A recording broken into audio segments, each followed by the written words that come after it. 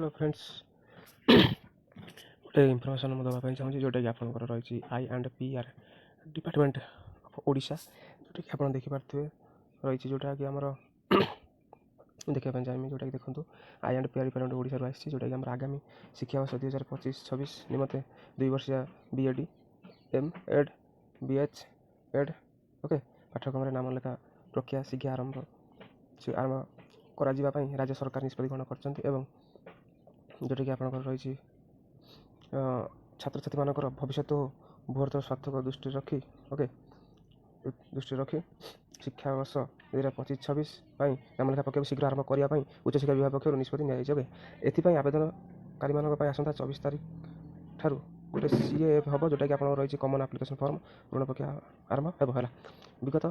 वर्ष भली आगामी शिक्षा वर्ष 2025-26 2 वर्षिया BEd M.Ed BH.Ed पाठ्यक्रम नाम लेखा और चयन प्रक्रिया एथपाई उद्दिष्ट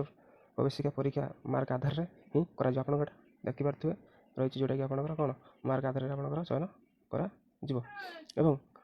प्रवेशिका परीक्षा आसंता जून मास क्लियर प्रवेशिका परीक्षा आप आसंता जून मास सप्ताह अनुष्ठित हो यह आपण गोटे